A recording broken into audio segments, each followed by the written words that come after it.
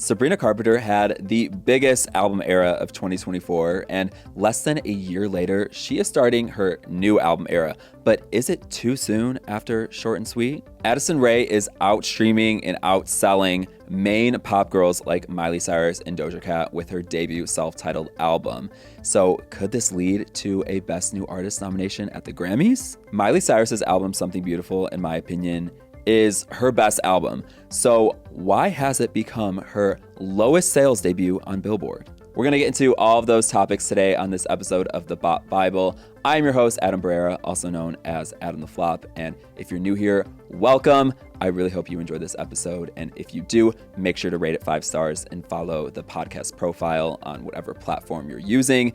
And if you're not new, welcome back. Thanks for deciding to join us again. So let's talk about Sabrina Carpenter, who just announced her new album, Man's Best Friend, coming this August, pretty much a year after Short and Sweet. A lot of people online think that Sabrina is moving on too soon from the Short and Sweet era because the album was released less than a year ago and Sabrina had so much success with it, had 3 smash hit singles with Espresso, Please, Please, Please, and Taste, and is already moving on to start a new era. Like, first of all, how did she have the time to record a whole new album while having all of these successful singles and touring Short and Sweet? I really would love to know. When she announced the single Man Child, I thought it was just going to be a standalone single. Think Ariana Grande's Focus in 2015 between the My Everything era and the Dangerous Woman era. Like, that's what I thought Sabrina was going for with Man Child. But then after Man Child has been out for a couple days, she decides to announce a brand new album, Man's Best Friend. Now, Sabrina moving on from the Short and Sweet era is very interesting. I don't think it was necessarily the wrong move to make. I think it was a pretty good move because she is brand new to the mainstream and is clearly enjoying having all of this mainstream attention. And so I think her deciding to quickly move on to the next era is a way to get people to stay tuned into her because people in the streaming era of music especially move on so easily from artists. And so Sabrina being like, oh, here's another album is a great way for her to just be on our minds after Short and Sweet. The era is off to a great start. People were doubting Man Child, saying Jack Antonoff ruined the production, but it actually became Sabrina's biggest debut on global Spotify with over 8 million streams in its first day. That means that its debut was higher than anything from Short and Sweet, which makes sense because Short and Sweet obviously gave Sabrina a lot of attention and she has been touring the album nonstop. So it makes sense that people were really just tuned in for this release, but it's remained really stable too. I mean, it's #1 still on Spotify. Sabrina could have just extended the Short and Sweet album era by trying to push another song from the album as a single or releasing a remix. But in my opinion, Short and Sweet already did its thing. I mean, it had Taste, Espresso, Please, Please, Please as top 10 hits. Even Bad Chem almost became a top 10 hit, which if Bad Chem had a music video, it definitely would have reached the top 10. We were robbed of a music video of Bad Chem. But Short and Sweet did its thing. It had multiple smash hit singles, and Sabrina already released a deluxe edition for the album earlier this year and tried to make Busy Woman the next single, which didn't really take off as much as the previous singles did. So Sabrina probably thought to herself, well, I have all of this music already recorded, which would end up becoming Man's Best Friend. Why not put it out now? Sabrina even told Rolling Stone, if I really wanted to, I could have stretched out Short and Sweet much, much longer. But I'm at that point in my life where I'm like, wait a second, there's no rules. If I'm inspired to write and make something new, I would rather do that. Why would I wait 3 years just for the sake of waiting 3 years? It's all about what feels right. I'm learning to listen to that a lot more instead of what is perceived as the right or wrong move. I think that was just so well said because, again, we are in the streaming era of music and a lot of artists choose to wait a long time, especially after having a super successful era to release their next one. But with Sabrina, I think since she did just have a smash hit era with Short and Sweet and has all of this music ready, why not release it and have even more hits, which she's already experiencing with Man-Child. As much as I loved the 2000s and 2010s era of pop when artists would have album eras that lasted multiple years, it's just harder for that to happen nowadays because labels can't go, oh, well, this song sounds like it could be a hit. Let's make it a single and send it to radio and it'll become a hit.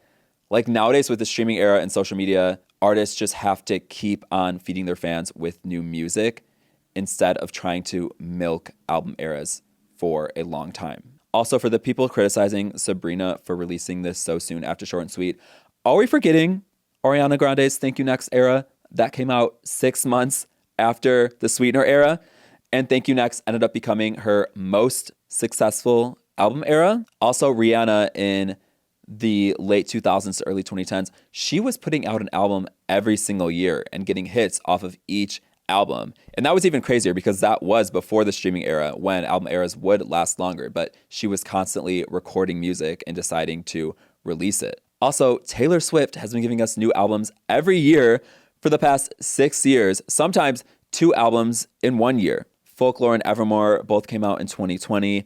Fearless and Red, Taylor's version, both came out in 2021. And Speak Now in 1989, Taylor's version, both came out in 2023. So she is an example of an artist who is constantly feeding her fans, and Sabrina is a Tay daughter. Taylor is her mother. She learns from Taylor Swift.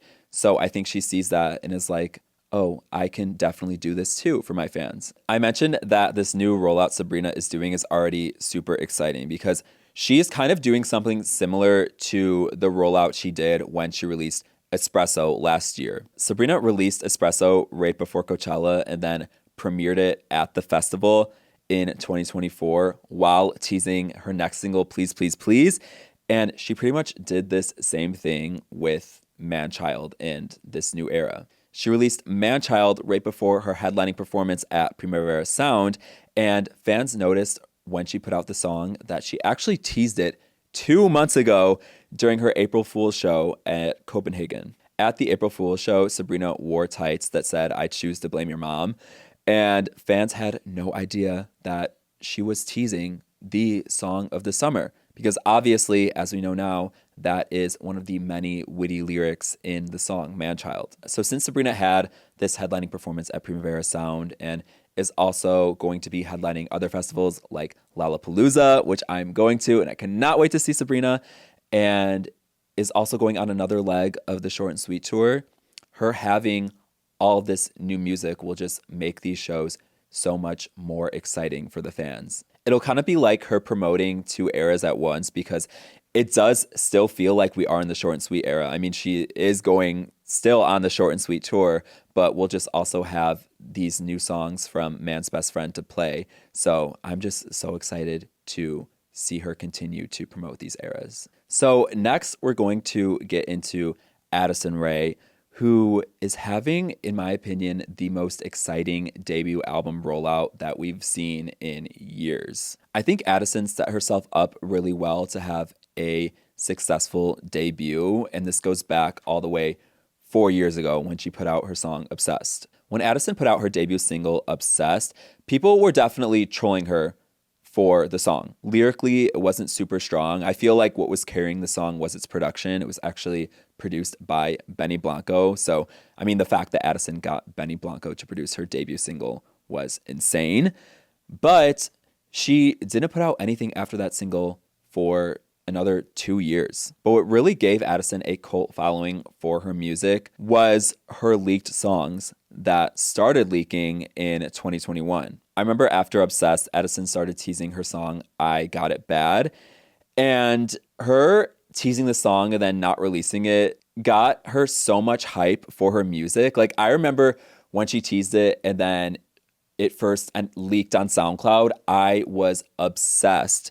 And she actually had a whole leaked album on SoundCloud for a while, and a lot of it ended up becoming her debut EP. But I remember her having these leaked songs, got so many people, especially the gays, interested in her. Like, me and my gay friends were obsessed with playing this leaked album on SoundCloud. We don't know the reason why she waited 2 years to release this full EP.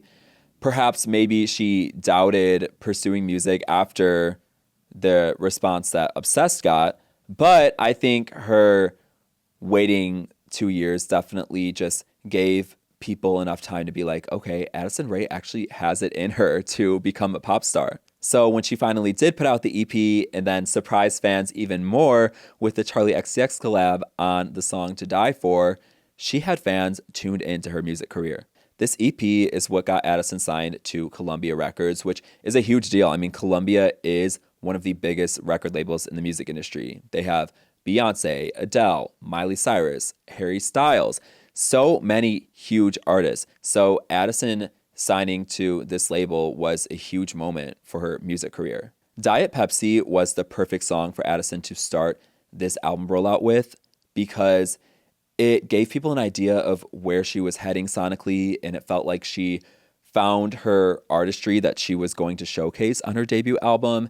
And it also started the creative partnership with Addison and producers Luca Closer and Elvira. Diet Pepsi became a pretty big sleeper hit thanks to it trending across social media. There's a point when Diet Pepsi was getting over 2 million daily streams, and it became Addison's first entry on the Billboard Hot 100. And I think this really made the label believe in her because Addison had a total of 5 singles with music videos released before her self-titled album came out. And then the day of her album came out, she dropped a 6th music video. 6 music videos for a debut album is honestly unheard of in pop music. So the fact that Addison had this many music videos for her debut album shows that, one, yeah, her label believed in her, and 2, her fans were tuned in because her label isn't going to give her 6 music videos if the fans aren't already tuned in. Sure, 5 pre-release singles before the album came out did seem like a lot for an album that basically only has 10 tracks if you exclude the interludes. But I think the 5 singles before the album came out is what ultimately allowed the album to debut with over 13.4 million streams on Spotify in its first day. Addison's album debuted in the top 5 on the Billboard 200 with over 46,000 units, 20,000 of those being pure sales. So if you're still doubting Addison Rae as a pop star, let's compare these stats to some of the other main pop girls. And this isn't to shade on these other main pop girls. It's literally to just tell you guys that Addison Rae is a star. And even though she's not a super big main pop girl right now, she will be a main pop girl. Miley Cyrus's album debuted with about 8 million streams on Spotify and sold 44,000 units in its first week. Doja Cat's last album, Scarlet, sold only 6,000 pure sales in its first week. So Addison is outstreaming and outselling some of the pop girls, but people are still hesitant to accept her as a pop girl. I mentioned how Diet Pepsi launched this creative partnership between Addison, Elvira, and Luca Closer, and I think it's really cool how this whole album was pretty much created by just the 3 of them. We don't really see albums produced entirely by women in pop music, so I love that Addison did this for her debut.